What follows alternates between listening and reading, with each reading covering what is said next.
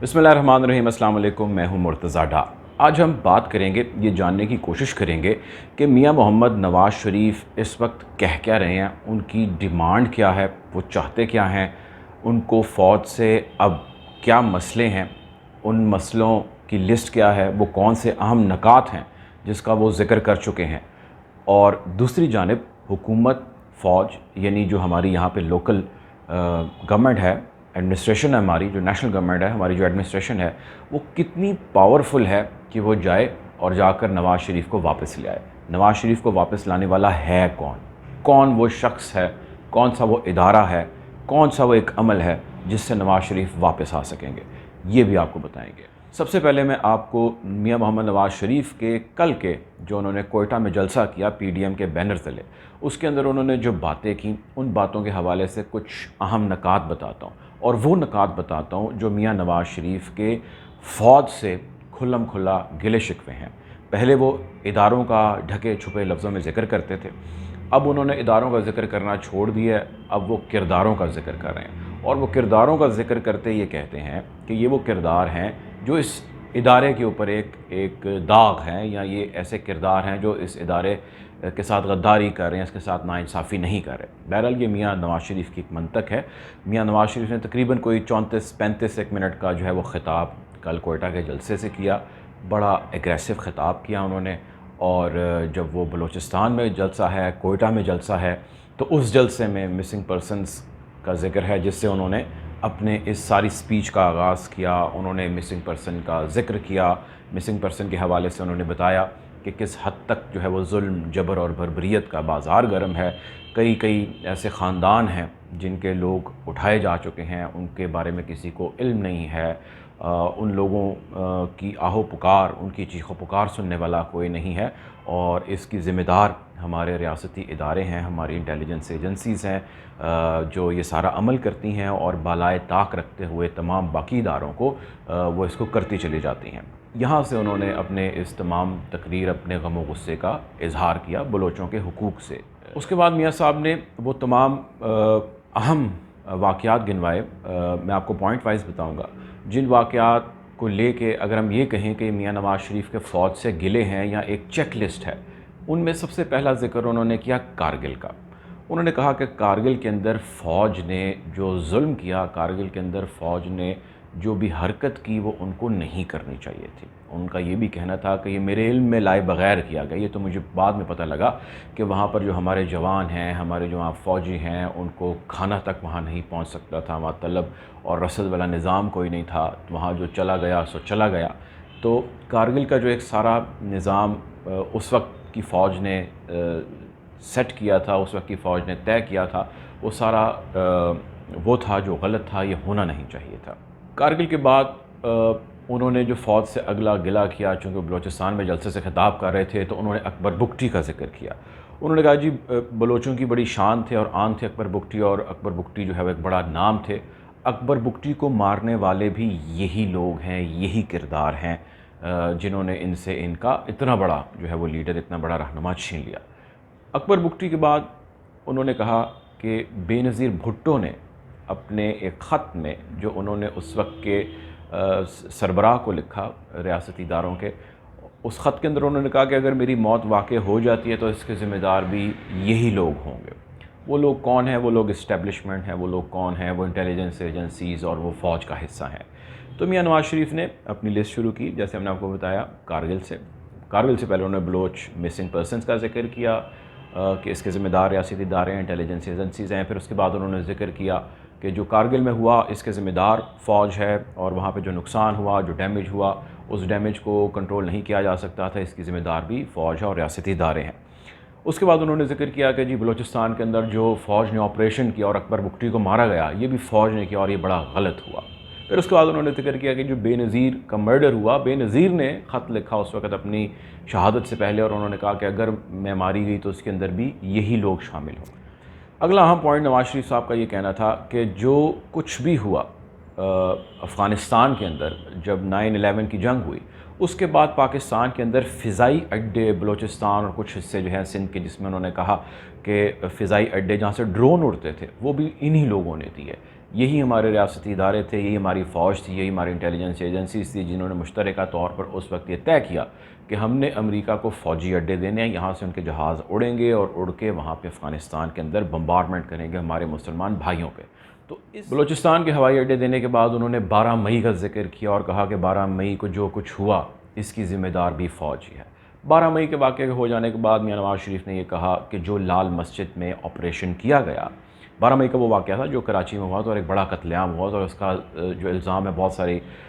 جگہوں پہ ہم نے دیکھا کہ اٹھا لگا، لیکن اس میں ایم کیو ایم بڑی جماعت تھی جس پہ سب سے زیادہ الزام لگا، بس اس بڑی جماعت کے الزام کے پیچھے انٹیلیجنس ایجنسیز ہی تھیں جنہوں نے ان کو پرووک کیا، ان کو ہیلپ کیا کہ 12 مئی جیسا واقعہ قتل و غارت ہو سکے۔ یہ میں اس کانٹیکس میں بتا رہا ہوں۔ 12 مئی کے بعد جو سانحہ لال مسجد ہوا جس کے اندر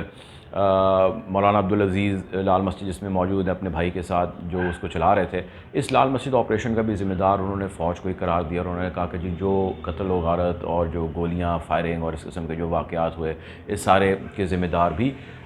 یہ فوج والے، یہ انٹیلیجنس ایجنسیز والے ہیں۔ یہ میاں صاحب کی چیک لسٹ ہے جو ابھی چل رہی ہے، اور اس چیک لسٹ کے میں کچھ اہم پوائنٹس ہیں جو آپ سے شیئر کر رہا ہوں، جو پرابلم ان کو انٹیلیجنس ایجنسیز اور جو فوج کے ساتھ ہے جس کا ذکر وہ آج کر رہے ہیں۔ اس کا وقتاً فقتاً وہ شاید پہلے بھی ذکر کر چکے ہیں۔ اس کے ساتھ ساتھ فوج کے حوالے سے بات کرتے، ریاستی اداروں کے حوالے سے بات کرتے، میاں نواز شریف کا یہ کہنا تھا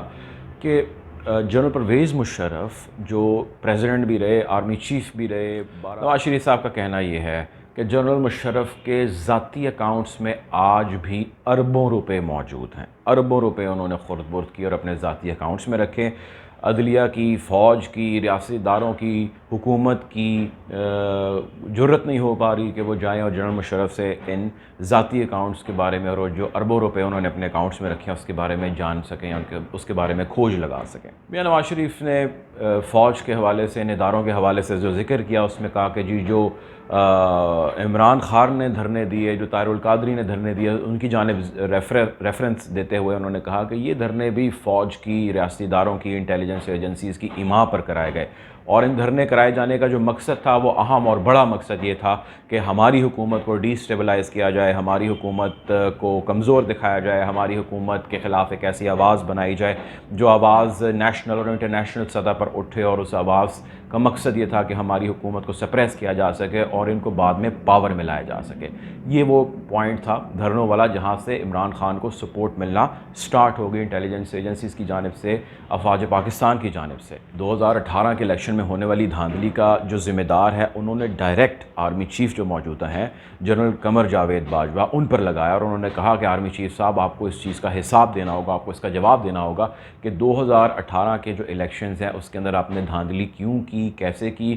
اور اس دھاندلی کے ذمہ دار اور اس کا خمیازہ بھگتنے کے لیے آپ کو ہی جو ہے وہ آگے آنا چاہیے اور آپ ہی کو ہم ذمہ دار ٹھہرائیں گے۔ جنرل باجوہ پہ دوسرا الزام انہوں نے یہ لگایا کہ جو پارلیمنٹ کے اندر ہارس ٹریڈنگ ہے، یعنی کہ ارکان اسمبلی کا ادھر ادھر کرنا، مختلف پولیٹیکل پارٹیز میں ان کے کمبینیشنز بنانا، کس کو کہاں سے لڑوانا ہے، کتنے ووٹ جتوانے ہیں، یعنی پورا ایک پیرافنیلیا اور پورا ایک نظام جو ایک سٹیج سیٹ کیا گیا وہ فوج کی جانب سے کیا گیا، اور اس کے ذمہ دار جو ہے وہ آرمی چیف جو ہے وہ قمر جاوید باجوہ صاحب ہیں۔ پھر اس کے بعد انہوں نے کہا کہ آج جو حال ہے لوگوں کا، جو مہنگائی میں وہ پس رہے ہیں، جس چکی میں وہ پس رہے ہیں، جس کرشنگ سے وہ گزر رہے ہیں، اس مہنگائی کا بھی جواب جنرل باجوہ آپ کو ہی دینا ہوگا۔ جنرل باجوہ کے ساتھ ساتھ انہوں نے موجودہ جو آئی ایس آئی کے چیف ہیں جنرل فیض، ان کے اوپر بھی انہوں نے کچھ الزامات لگائے اور گلے شکوے شدید قسم کے انہوں نے کیا، اور انہوں نے کہا کہ آپ کو بہت سارے ایسے معاملات ہیں جس کے اندر آپ نے انٹرفیئر کیا اور آپ کو انٹرفیئر نہیں کرنا چاہیے تھا۔ انہوں نے اس کا ذکر کیا کہ آپ نے حلف اٹھا رکھا ہے کہ آپ سیاسی معاملات میں مداخلت نہیں کریں گے، آپ نے اپنے حلف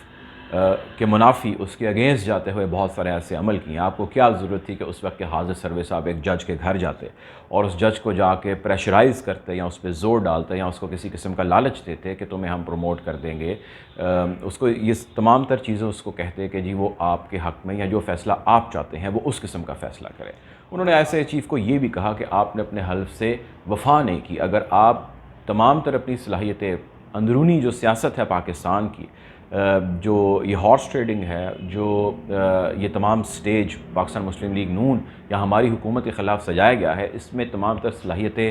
اس میں تمام تر وقت اپنا صرف کرنے کی بجائے اگر آپ اپنے کام پر دھیان دیتے تو آج جس حال میں کشمیر ہے، کشمیری ہیں، جس مسئلے میں ہم دو چار ہیں، ہمارے کشمیری بھائی دو چار ہیں، تو آج وہ حالات نہ ہوتے۔ یہ تمام تر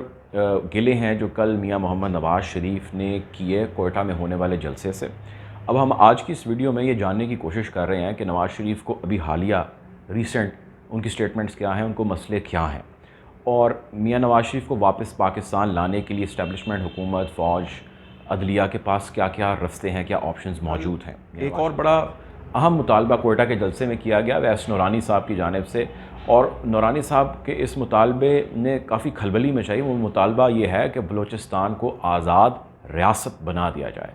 بلوچستان آزاد ریاست بنے یا نہ بنے، لیکن پی ڈی ایم جو متحدہ اپوزیشن ہے اس کی تحریک تلے جہاں پہ ساری سٹیج پہ موجود اپوزیشن جماعتیں ہیں، اس کی جانب سے یا ان کے ایک ریپریزنٹیٹیو کی جانب سے ان کی تقریر میں یہ شدید اور سخت الفاظ میں مطالبہ کیا گیا ہے کہ حکومتی ظلم، جبر اور بربریت کے آگے بلوچیوں کے حقوق جو ہے وہ مارے جا رہے ہیں، چنانچہ ہمیں ایک علیحدہ ریاست اور ایک علیحدہ سٹیٹ جو ہے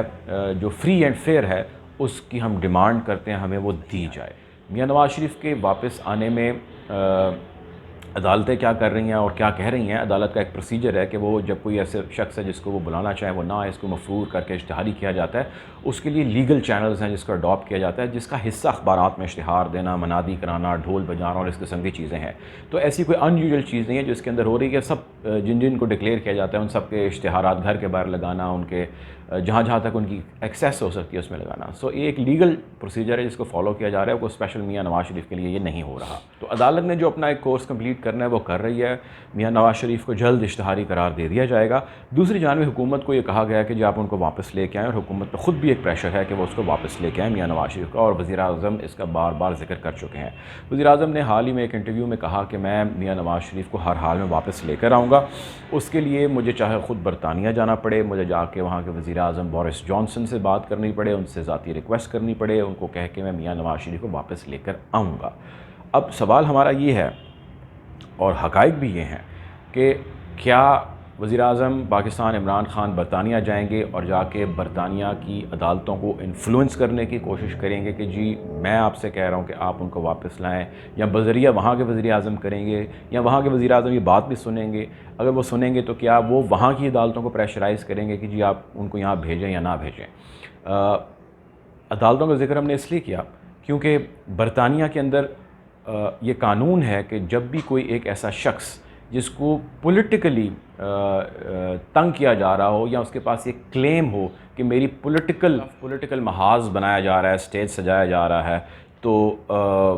برطانیہ ایسے شخص کو واپس اس کے ملک جانے کی اجازت نہیں دیتا، اس کو اپنے پاس پناہ دے دیتا ہے، اس کو اپنے پاس جگہ دیتا ہے۔ یہ برطانیہ کا قانون ہے۔ ہاں، وہ ان لوگوں کو ضرور جانے دیتا ہے جس کے ساتھ اس کا ایک ٹریٹی یعنی معاہدہ طے ہے۔ پاکستان اور برطانیہ کا کوئی ٹریٹی، کوئی معاہدہ نہیں ہے، اور یہی وجہ ہے کہ ہم بہت سارے ایسے لوگوں کو برطانیہ سے آج تک واپس پاکستان نہیں لا سکے۔ حکومت اس وقت بہت کانفیڈنٹ ہے،